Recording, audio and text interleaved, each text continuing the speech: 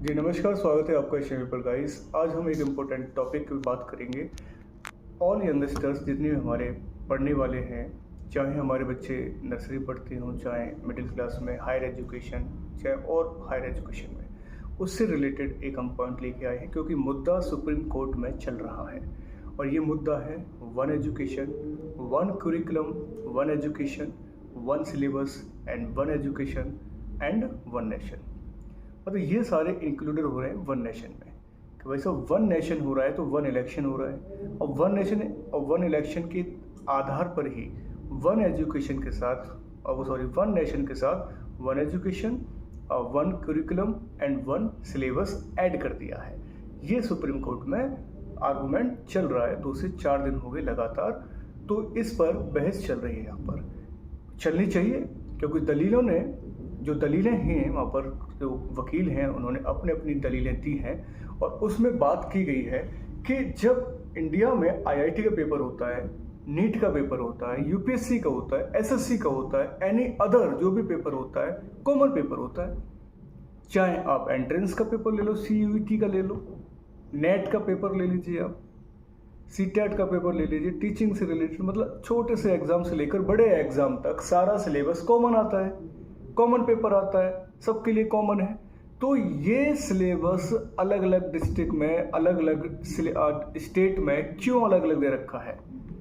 UP board कुछ अलग बताता है, बिहार बोर्ड अलग पढ़ा रहा है, हरियाणा बोर्ड अलग पढ़ा रहा है, कर्नाटका बोर्ड अलग है, आईसीएसई अलग है, सीबीएसई अलग है। तो जो अलग अलग जो बोर्ड बना लिए गए हैं और उन्होंने अपना अपना सिलेबस इम्प्लीमेंट कर दिया है, बच्चा उसको लेके कंफ्यूज हो जाता है।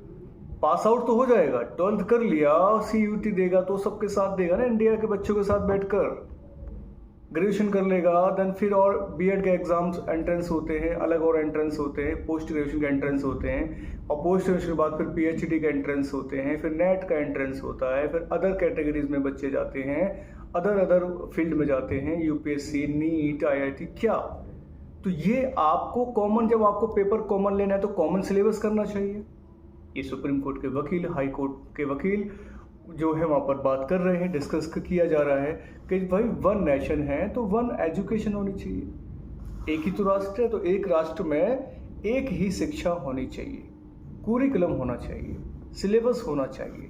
तो ये सारी चीज़ें हमको दिख रही हैं कोर्ट के अंदर, और जो एडवोकेट हैं, सीनियर एडवोकेट, वो इस पर पॉजिटिव बहस हो रही है। बिल्कुल सही बात है, एजुकेशन को एक ही धागे में बांध देना चाहिए और उस धागे के अंदर सारे मोती आ जाने चाहिए, तभी वो माला अच्छी सुंदर दिखेगी। मोतियों की माला में अगर हर रंग अलग अलग हो तो क्या वो अच्छी लगेगी? एक ही, जैसे वाइट पर्ल्स होते हैं तो एक ही धारा, एक ही उसमें फ्लो में होने चाहिए और पहनने में सुंदर लगेगा। इसलिए भारत की शिक्षा जो व्यवस्था है, हर स्टेट की अलग अलग है। इस समय न्यू एजुकेशन पॉलिसी ले लो या हमारी ओल्ड पॉलिसी ले लो, 1986 की ले लो, 1968 में जब लॉन्च हुई थी, है ना, कोठारी आयोग को लेकर हुई थी। कुछ जब उससे पहले अगर बात करें, मुदालियर आयोग 1952 आया था, राधा कृष्ण आयोग इंडिपेंडेंस जब हम हुए थे 1948 में आया था। तो उसके बाद कई सारे आयोग, कई सारी कमेटी, समिति बनती हैं और अपना अपना समिति कमेटीज़ में अपने अपने रिकमेंडेशन डालते हैं वो कि एजुकेशन को कैसे पढ़ाना है, कैसे पढ़ाना है।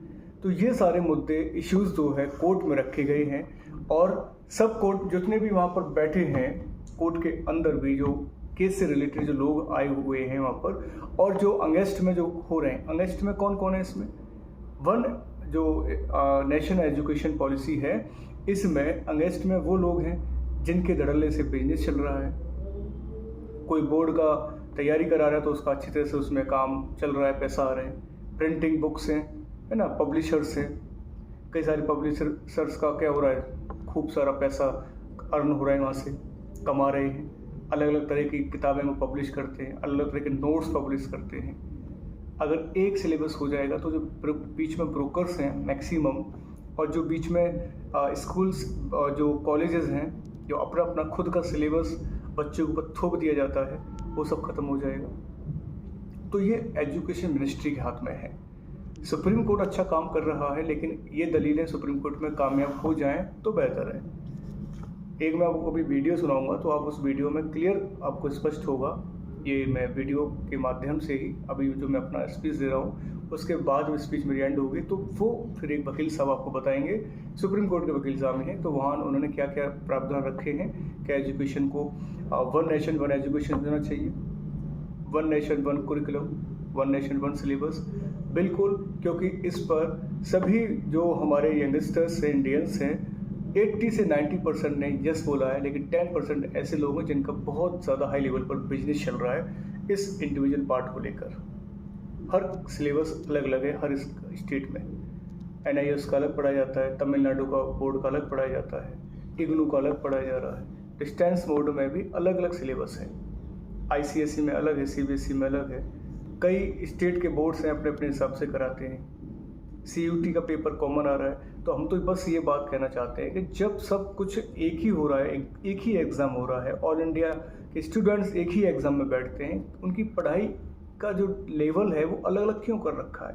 उसी को एक कर दो, सारे कोचिंग सेंटर बंद हो जाएंगे, सारे जो बीच में प्रिंटर जो प्रिंटिंग बुक्स हैं, नोट्स हैं जो अलग अलग तरीके से छाप रहे हैं, कट पेस्ट करके बेच रहे हैं, वो बंद हो जाएंगे, है ना। तो मैक्सिमम देखा जाए, मैं कोचिंग सेंटर की बात करूँ तो 5 लाख करोड़ रुपए पर एनम की इनकम है कोचिंग सेंटर्स वालों की। क्योंकि यहाँ पर क्या है, डाइवर्सिटी है, और डाइवर्सिटी हमारे सिलेबस में पाई जा रही है, बुक्स में पाई जा रही है। अलग अलग तरह की हम लोग सिलेबस पढ़ते हैं, अलग अलग तरह का बोर्ड पढ़ते हैं, यूनिवर्सिटीज़ में पढ़ाई करते हैं। फिर UPSC की पढ़ाई में अलग कुछ पढ़ना पड़ता है, ICSE में अलग कुछ करना पड़ता है, नीट में अलग कुछ करना पड़ता है। अरे एक ही सिलेबस रख दो, साइंस का है तो साइंस का ये सिलेबस होगा ऑल इंडिया लेवल पर, ह्यूमैनिटीज़ का ये सिलेबस होगा ऑल इंडिया लेवल पर, कॉमर्स का ये होगा ऑल इंडिया लेवल का। और बच्चा उसको अगर प्रिपेयर कर लेगा 9th 10th 11th 12th and graduation तक आते आते, तो उसको कोचिंग की नीड होगी? बिल्कुल नहीं होगी, क्योंकि वो अपने सब्जेक्ट का मास्टर बन जाएगा, महारथी हासिल हो जाएगी इसको। तो ये बहस सुप्रीम कोर्ट में चल रही है, और मैं तो बस आशा करता हूँ अगर ये काम हो जाए, सुप्रीम कोर्ट केंद्र सरकार को निर्देश दे दे कि वन नेशन वन एजुकेशन हो जाए तो और बेस्ट होगा। क्योंकि सरकार ने भी अपनी पॉलिसी पर काम चल रही है वन नेशन वन इलेक्शन पर। वन नेशन वन इलेक्शन का भी मैंने वीडियो अपलोड किया हुआ है, आप देख सकते हैं। तो वन नेशन वन इलेक्शन जैसे ही केंद्र सरकार ने इम्प्लीमेंट किया, तभी से ही ये विचारधारा पनप रही है। बड़े बड़े दार्शनिक, बड़े बड़े विचारधाराएं सामने आई हैं कि वन नेशन वन इलेक्शन की तर्ज पर ही one nation one education curriculum and syllabus को भी इम्प्लीमेंट एग्जीक्यूट किया जाए इंडिया के अंदर। जब केंद्र सरकार ने इस पर ध्यान नहीं दिया तो कई सारी पिटीशन, कई सारी PIL दर्ज हुई सुप्रीम कोर्ट पे, जो अब सुनवाई हो रही है, चल रही है। तो आगे मैं एक वीडियो इसमें ऐड कर दूंगा, तो हमारे वकील साहब एडजस्ट वो मतलब उसमें अपनी स्पीच को एडजस्ट कर रहे हैं, अपने को बता रहे हैं, एड्रेस कर रहे हैं पब्लिक को, तो आप उसको सुनिएगा, ठीक है। अगला वीडियो उनका रहेगा। नमस्कार। देश में one nation one education board, one nation one syllabus, one nation one curriculum लागू करने की मांग वाली PIL पे कोर्ट में सुनवाई हुई है। हमने ये मांग किया है कि राइट टू एजुकेशन एक्ट को बदल के राइट टू इक्वल एजुकेशन बनाया जाए और पूरे देश में सिलेबस कॉमन किया जाए। बंगाल वाला बंगाली में पढ़े, गुजरात वाला गुजराती में पढ़े, महाराष्ट्र वाला मराठी में पढ़े, तमिलनाडु वाला अपने तमिल में पढ़े, लेकिन सिलेबस और करिकुलम एक समान होना चाहिए। फिजिक्स का, केमिस्ट्री का, मैथ का, जूलॉजी का, बॉटनी का, इंग्लिश का, हिंदी का, संस्कृत का, ये सारे सिलेबस कॉमन होने चाहिए पूरे देश में। और वो इसलिए जरूरी है क्योंकि सारे के सारे कॉम्पिटिटिव जो एग्जाम हो रहे हैं उनका पेपर एक हो रहा है।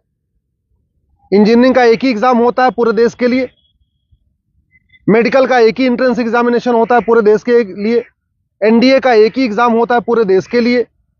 इसी तरीके से IAS का जो पेपर होता है वो सबके लिए कॉमन होता है, PCS का पेपर सबके लिए कॉमन होता है, बैंक का पेपर सबके लिए कॉमन होता है, रेलवे का पेपर सबके लिए कॉमन होता है।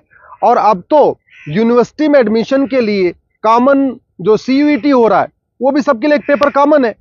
अब जब एंट्रेंस एग्जामिनेशन का पेपर एक है तो फिर अलग अलग सिलेबस क्यों पढ़ाया जा रहा है? CBSE कुछ अलग पढ़ा रहा है, ICSE कुछ अलग पढ़ा रहा है, UP बोर्ड अलग पढ़ा रहा है, बिहार बोर्ड अलग पढ़ा रहा है, बंगाल बोर्ड अलग पढ़ा रहा है।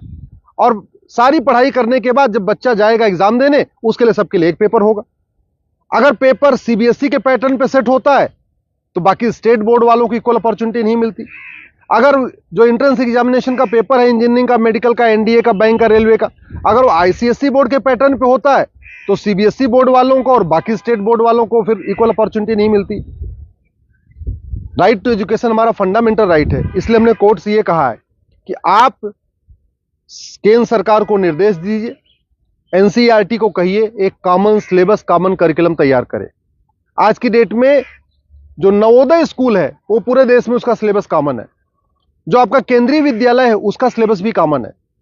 और अगर आप बाहर देखिए, अमेरिका में यूनिफॉर्म एजुकेशन है, चाइना में यूनिफॉर्म एजुकेशन है, फ्रांस में यूनिफॉर्म एजुकेशन है, जापान में यूनिफॉर्म एजुकेशन है, सिंगापुर में यूनिफॉर्म एजुकेशन है, रसिया में यूनिफॉर्म एजुकेशन है, दुनिया के कई देशों में यूनिफॉर्म एजुकेशन होता है, यानी सिलेबस करिकुलम सबका कॉमन होता है। हमारे देश में सिलेबस अलग अलग चल रहे हैं, करिकुलम अलग अलग चल रहे हैं। इसके कारण बच्चा कितना भी अच्छा हो पढ़ने में, बिना कोचिंग के वो इंजीनियरिंग क्वालिफाई नहीं कर पाता, क्योंकि वो यूपी बोर्ड का बच्चा कितना भी अच्छा हो एक्सपर्ट पढ़ने में, लेकिन पेपर जो सेट हुआ वो तो सीबीएसई के पैटर्न पे हुआ, तो फिर वो क्वालिफाई नहीं कर पाता। अल्टीमेटली उसको कोचिंग करना पड़ता है। और मैंने ये भी कोर्ट को कहा है कि ये कोचिंग माफियाओं के दबाव में ही वन नेशन वन एजुकेशन लागू नहीं हो रहा है। कोचिंग माफिया इतने पावरफुल है, इनका लगभग 5 लाख करोड़ रुपए का कोचिंग का बिजनेस है हर साल का। अगर वन नेशन वन सिलेबस हो जाएगा, कॉमन सिलेबस, कॉमन करिकुलम हो जाएगा और जो पढ़ाया जाएगा यही पूछा जाएगा, तो लोग कोचिंग नहीं करेंगे। जो मेहनती बच्चे होंगे वो अपनी पढ़ाई करेंगे और उसके बाद एंट्रेंस क्वालिफाई कर लेंगे। लेकिन ये कोचिंग माफियाओं ने ऐसा सिस्टम बना दिया है कि पहली बात तो वन नेशन वन सिलेबस नहीं होने दे रहे, वन नेशन वन एजुकेशन नहीं होने दे रहे, और दूसरा जो 10वीं 12वीं में पढ़ाया जाता है वो एंट्रेंस एग्जाम में पूछा नहीं जाता, जो एग्जाम में पूछा जाता है वो 10वीं 12वीं में पढ़ाया नहीं जाता। इसका मेन ये कारण है कि कोचिंग माफियाओं ने पूरे हमारे एजुकेशन सिस्टम को हाईजैक किया हुआ है। और दूसरी बात ये भी है, जो बुक माफिया हैं, पब्लिशर हैं, ये नहीं चाहते कॉमन सिलेबस कॉमन करिकुलम हो, क्योंकि अगर कॉमन सिलेबस कॉमन करिकुलम हो जाएगा और सिलेबस कांस्टेंट रहेगा, 2 साल 3 साल 4 साल तक वही रहेगा, तो फिर जो पब्लिशर है इनकी किताब कोई नहीं खरीदेगा, लोग एनसीईआरटी किताब खरीद लेंगे। जो एनसीईआरटी छापेगा अगर वही लोग किताब में स्कूल में चलाएंगे तो एनसीईआरटी किताब 100 रुपए की मिलती है, प्राइवेट पब्लिशर उसको 500 1000 रुपए की बेचते हैं। तो बुक माफिया नहीं चाहते कि कॉमन सिलेबस कॉमन करिकुलम हो, एनसीईआरटी किताब हर जगह लागू हो। कोचिंग माफिया नहीं चाहते यूनिफॉर्म सिलेबस हो, यूनिफॉर्म करिकुलम हो, वन नेशन वन सिलेबस हो। और स्कूल माफिया नहीं चाहते कि one nation one education board हो। सीबीएसई बोर्ड वाले चाहते हैं कि उनका सीबीएसई बोर्ड अलग से चलता रहे, जिससे उनकी दुकान चलती रहे। आईसीएसई बोर्ड वाले चाहते हैं कि उनकी दुकान अलग से चलती रहे। तो इसलिए ना सीबीएसई बोर्ड वाले चाहते हैं one nation one syllabus, one nation one education board हो, ना आईसीएसई बोर्ड वाले चाहते हैं। और इसका नतीजा ये हो रहा है कि आम जनता, आम बच्चा पिस रहा है इस पूरे माफिया राज में। इसलिए मैं कोर्ट से निवेदन किया है। कोर्ट ने केंद्र सरकार के शिक्षा मंत्रालय को और कानून मंत्रालय को 4 हफ्ते के अंदर जवाब दाखिल करने के लिए कहा है। एनसीईआरटी, सीबीएसई बोर्ड और आईसीएसई बोर्ड को बोला है 4 हफ्ते के अंदर जवाब दाखिल करिए। दिल्ली सरकार को भी बोला है कि आप भी अपना स्टैंड क्लियर करिए, आप क्या चाहते हैं, आप one nation one syllabus, one nation one curriculum चाहते हैं या नहीं चाहते, आप one nation one education board चाहते नहीं चाहते।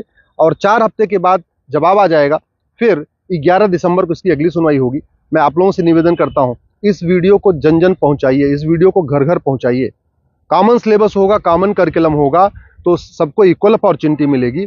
यूनिफॉर्म एजुकेशन से सबसे बड़ा फायदा होगा, जातिवाद खत्म होगा, क्लासेस खत्म होगी, भाषावाद खत्म होगा, क्षेत्रवाद भी खत्म होगा और जिहाद और मजहबी उन्माद भी खत्म होगा। यूनिफॉर्म सिलेबस होगा, मंत्री और संतरी के बच्चे की एक किताब होगी। यूनिफॉर्म सिलेबस का मतलब ये हुआ कि शिक्षक का बेटा और शिक्षा मंत्री का बेटा एक ही किताब पढ़ेगा। यूनिफॉर्म सिलेबस का मतलब क्लर्क का बेटा और कमिश्नर का बेटे की किताब एक होगी। यूनिफॉर्म सिलेबस का मतलब मजदूर के बेटे की किताब और मालिक के बेटे की किताब एक होगी। यूनिफॉर्म सिलेबस से वास्तव में भारत में समाजवाद आएगा। समान शिक्षा से ही भारत में शांति आएगी, समाज शिक्षा से ही भारत में समृद्धि आएगी, समान शिक्षा से ही वास्तव में भारत में समरसता आएगी। इसलिए मैं आपसे निवेदन करता हूं, समान शिक्षा की मांग करिए। समान नागरिक संहिता से 100 गुना ज्यादा जरूरी है समान शिक्षा।